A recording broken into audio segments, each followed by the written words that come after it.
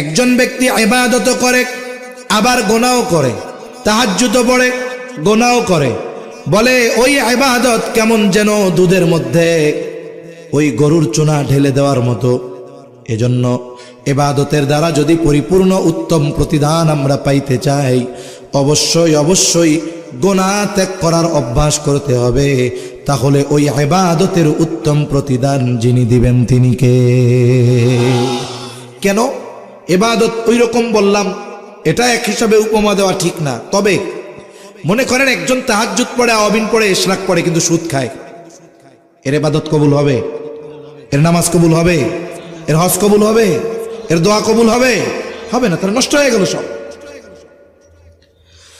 তাহলে এই রজব মাস, এই মাসে আমাদের প্রথম প্রধান দায়িত্ব হলো সকল প্রকার গুনাহ থেকে নিজেদেরকে বাঁচানো। আমল যতটুক করা জরুরি, ফরজ, ওয়াজিব, সুন্নাতে মুআক্কাদা এতটুকুই করি। তবে সর্বোচ্চ চেষ্টা করি যেন এই মাস সমূহে আমার আপনার দ্বারা যেন কোনো গুনাহ না হয়। এখন আসেন আমাদের সালাফগণ কি আমল করতেন? তারা এই মাসটাকে মনে করতেন রমজানের প্রস্তুতির জন্য। এই মাস থেকেই তারা অন্য সময়ের চাইতে বেশি বেশি রোজা রাখতেন। তবে বলছি, রোজা রাখতে অসুবিধা নাই, তবে কোনো ফজিলত আছে এটা মনে করে রোজা রাখা যাবে না। যেমন আমরা অনেক সময় বলি একজন আর একজনের শুভেচ্ছা জানাবে, কোনো অসুবিধা নাই, কিন্তু দেখতে হবে শুভেচ্ছাটা জানাচ্ছে কোন উদ্দেশ্যে। এখন জানাইলেন পূজার শুভেচ্ছা, এই শুভেচ্ছা জায়েজ? কথা বলে না। আরে ভাই, জমজম পানির ফজিলত আছে না? কত ফজিলত এই পানির! আল্লাহ রসুল বলেছেন এই পানির কত ফজিলত। এটাকে আল্লাহ রসুল শেফা বলেছেন। জমজম পানি শেফা। জমজম এটা সাধারণ পানি না, এটা শুধু পিপাসা নিবারণ করে না, এটা মানুষের ক্ষুধা নিবারণ করে, এমন এক পানি। আরো ফজিলতের কথা শুই না, এখন একজনের মন চাইছে আরে এই জমজমের পানি, টাকা পয়সাও নাই, জীবনে কোনোদিনে মক্কা মদিনা যাওয়া হবে কিনা সেই সুযোগও নাই, ফজিলত মিস করি কেমনে? এখন এই পানি পান করা অনেক ফজিলত না? এখন একজন কইছে ওই হাজি সাহেব 2 দিন আগে উমরা করে আইছে, চল এবার ওনার বাড়ি গিয়া সুন্দর মতো ফজিলতের আশায় জমজম পানি চুরি করিয়া খাইছে। জমজম পানি খাওয়া কি খারাপ নাকি? এটা তো সওয়াবের কাজ, ভালো জিনিস। যখন চুরি করে খাইলো তখন কি হইল? তখন তো চোর হওয়া লাগলো। বিষয়টা হলো এইরকম, সারা মাস রোজা রাখেন অসুবিধা নাই, কিন্তু ওই যে মকসুদুল মুমিন দেখা রাখা যাবে না, যে এই দিন রাখো এই সওয়াব, ওই দিন এই সওয়াব, এই দিন ওই দোয়া, এরকম কোনো কিছু না। আপনি রাখেন। সালাফগণ কেন রাখতেন? আমরা তো স্বাভাবিক নফল রোজা সারা বছর আছে, রাখি না। না রাখার ফলশ্রুতিতে কি হয়? রোজার মাস শেষ, আমাদেরও রোজা রাখা শেষ।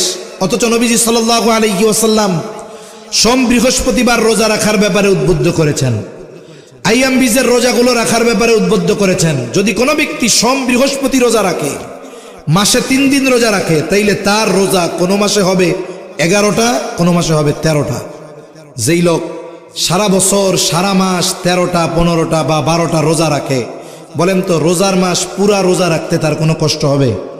কষ্ট হবে না তো। কিন্তু আমরা তো এই সুন্নাহ বা নফল রোজাগুলো রাখি না। না রাখার ফলশ্রুতিতে কি হয়? বলে রোজার সাথে অ্যাডজাস্ট হইতে রোজার প্রথম 15 দিন শেষ হয়ে যায়। কারণ সারা বছর সকালের নাস্তা খাইছি 9টায়, দুপুরের খাবার খাইছি 2টায়, হঠাৎ করে সব কিছু ব্রেক। সাহরির সময় খাই আর ইফতারের সময় খাই। কিন্তু পাকস্থলীর উসুল হলো আমরা প্রতিনিয়ত যেই সময়টাতে খাবার খাই ঠিক ওই সময়টাতে সে হা করে, যার কারণে আমাদের ক্ষুধা লাগে। দেখবেন আপনি 2টার সময় খানা খান দুপুরের, এখন 2টা বাজছে কিন্তু খানা খান নাই, ক্ষুধা লাগছে। 1 ঘন্টা পার হতে যাইতে দেন, দেখবেন 2টার সময় যেই খিদা লাগছিল 4টার সময় আর ওই খিদা নাই। কেন? পাকস্থলী দীর্ঘ সময় খাবার না পেয়ে মুখ বন্ধ করে ফেলছে, ক্ষুধা লাগে নাই। এখন হঠাৎ করে এই যে পরিবর্তন বছর ধরে চলে আসছে 11 মাস, হঠাৎ যখন পরিবর্তন হয় তখন কি হয়? ওই পাকস্থলী কিন্তু তার অভ্যাস অনুযায়ী, পাকস্থলীর যখন আমরা অন্য সময়ও খাই টাইম ছাড়া, জোর করেও যখন খাই তখনও পাকস্থলী হা করে, হা করতে বাধ্য হয়, ওরা আমরা বাধ্য করাই, কিন্তু টাইম অনুযায়ী ও নিজের থেকে হা করে। এখন ওই যে সারা বছর খাইছি এখন ও সকাল 9টার সময় একবার হা করছে, এখন এই যে খিদা লেগে গেছে। দুপুর 2টার সময় হা করছে, আবার খিদা লেগে গেছে। এই কারণে মানুষ কি করে দেখবেন আমাদের দেশে, যে সেহরির সময় খাইয়া দাইয়া ঘরের মধ্যে পড়িয়া থাকে, ফজরের নামাজে যায় না। ইমাম সাহেব জিজ্ঞাসা করে গেল না কেন, নামাজে আসলো না কেন?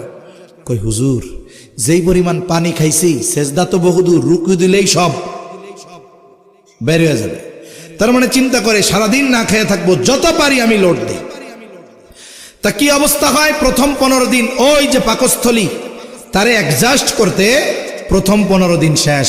এজন্য দেখবেন রোজার সময় কি হয়, বিশেষ করে জোহরের নামাজের পরে প্রায় মসজিদে কিছু মুসল্লি শুয়ে খালি গড়াগড়ি করে, কায়েত হয়ে পড়ে থাকে।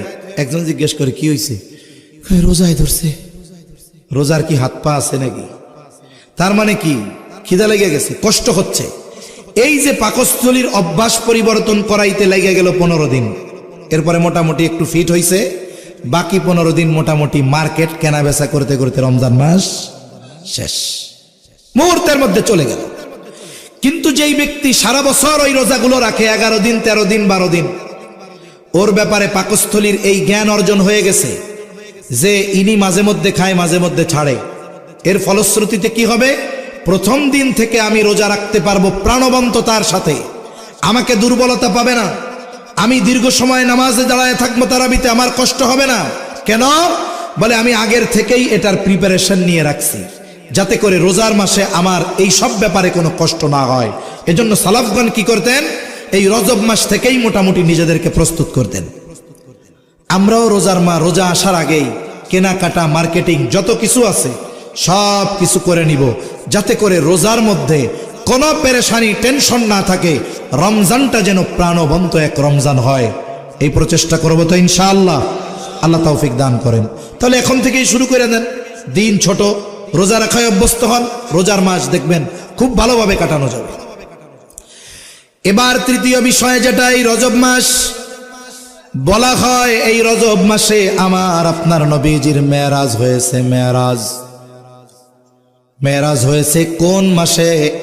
এটা নিয়েও ঐতিহাসিকদের মধ্যে মতানৈক্য আছে, ইখতিলাফ আছে। কোন তারিখে হয়েছে এটা নিয়েও মতানৈক্য আছে। তবে বড় একটা অংশের মত হলো এইটা, রজব মাসে মেরাজ হয়েছে, সাথে সাথে 27 তারিখে মেরাজ আর ইসরা হয়েছে। তবে এটা নিয়ে মত পার্থক্য আছে। এই 27 তারিখ ধরলাম, 27 তারিখ হয়েছে ইসরা মেরাজ। এটাকে কেন্দ্র করে আমাদের দেশের অনেক মানুষ এখনো কি করবে জানেন? কয়েকদিন পরে বাচ্চারে পাঠায় দিবে মসজিদের ইমাম সাহেবের কাছে, এই হুজুরের কাছে একটু শুনাই তো, মেরাজের নামাজ কয় রাকাত? মেরাজের কোনো নামাজ আছে? মেরাজ থেকে যেই নামাজ নবী নিয়ে আসছে এটা পড়তে হবে। মেরাজের ফজিলত, এটাকে কেন্দ্র করে আলাদা কোনো মেরাজের নামাজ নাই। এরপরে জিজ্ঞাসা করবে আইসা, হুজুর একটু জিজ্ঞাসা করেন তো, মেরাজের রোজা কয়টা? 2টা না 3টা? মেরাজের উপলক্ষে আল্লাহর রসুল, সাহাবা একরাম, তাবেঈন, তাবেঈন, এনাদের থেকেও কোনো রোজা সাব্যস্ত নাই। কিন্তু আমাদের দেশে আমরা মেরাজের নামাজ, মেরাজের রোজা এগুলো বানাই ফেলছি। এগুলো বেদাত। এ কাজগুলো থেকে বাঁচবো কোন ইনশাআল্লাহ, জোরে কোন ইনশাআল্লাহ। আল্লাহ তৌফিক দান করেন। আবার কত বড় বেদাতি শুরু হয়েছে আমাদের দেশে, ঈদে মিলাদুন নবী। শুনুন, মিলাদুন নবী এই শব্দটা নিয়ে কারো মধ্যে কোনো মত পার্থক্য নাই। নবীর যে জন্ম হইছে এ ব্যাপারে কারো সন্দেহ আছে? এটাকে অবিশ্বাস করার সুযোগ আছে? নবীর জন্ম হইছে, মিলাদুন নবী তো হইছেই। তবে সমস্যাটা কোথায়? এই মিলাদুন নবীর সাথে যখন ঈদ শব্দকে জুড়ে দিয়ে ঈদে মিলাদুন নবী উদযাপন করা হয়, সাথে সাথে বলা হয় সকল ঈদের বড় ঈদ ঈদে মিলাদুন নবী। অথচ এই কথার দ্বারা নবীজির ব্যাপারে কেমন যেন বলা হয়, নবীজি সবচাইতে বড় ঈদ যেটা, সেটা নবীজি উদযাপন করেন নাকি? নাউজুবিল্লাহ বলেন। ঈদে মিলাদুন নবী এটা নবীজি উদযাপন করছে। যদি এত বড় ঈদ হয়ে থাকে, ইবাদত হয়ে থাকে, তাহলে তো নবীর করার কথা, সাহাবা একরামের করার কথা। কেউ করে নাই, কিন্তু আমাদের দেশের একদল মানুষ বানায় ফেলছে ঈদে মিলাদুন নবী। চট্টগ্রামের এক জায়গায় দেখি একটা কনফারেন্স হবে। কি কনফারেন্স? কয়েক বছর আগে দেখছি মেরাজুন নবী কনফারেন্স, মেরাজুন নবী সাল্লাল্লাহু আলাইহি ওয়াসাল্লাম কনফারেন্স। এই বছরই মনে হয় দেখলাম এক জায়গায়, সেইখানে কনফারেন্স হবে ঈদে মেরাজুন নবী সাল্লাল্লাহু আলাইহি ওয়াসাল্লাম কনফারেন্স। একটু চিন্তা করেন বেদাত কেমনে হয়, বুঝতে পারছেন? ঈদে মেরাজুন নবী, ঈদে মেরাজুন নবী সাল্লাল্লাহু আলাইহি ওয়াসাল্লাম কনফারেন্স বানায় ফেলছে। অথচ এই মানুষগুলো ইবাদতের নামে এই ধরনের বেদাত করতেছে, অথচ মেরাজ থেকে নবীজি যা নিয়ে আসছেন সেই শিক্ষার আলোকে তাদের জীবন তারা গড়ে না। ঠিক কিনা বলেন? মূল কথা হলো কয় তারিখে হয়েছে, কোন মাসে হয়েছে, এটা যদি কেউ না জানে তার সগীরা গুনাহ হবে না। কিন্তু মেরাজ হয়েছে, ইসরা হয়েছে, এই ব্যাপারে যদি সে ঈমান বিশ্বাস না রাখে তার ঈমান থাকবে। তাহলে যেহেতু এই মাসে মেরাজ কেন্দ্রিক কিছু কথা হয়, ইসরা কেন্দ্রিক কিছু কথা হয়, আমরাও এই বিষয়গুলো নিয়ে একটু জানবো। সাথে সাথে কিভাবে আমরা মেরাজের শিক্ষার আলোকে বাকি হায়াত অতিবাহিত করতে পারি এই কথাগুলোও জানবো। এখন আসুন, নবীজি সাল্লাল্লাহু আলাইহি ওয়াসাল্লামের ইসরা হয়েছে, মেরাজ হয়েছে। প্রথমে হয়েছে ইসরা। ইসরা হলো জমিন থেকে জমিনে ভ্রমণ, আর মেরাজ হলো ঊর্ধ্বলোকের ভ্রমণ।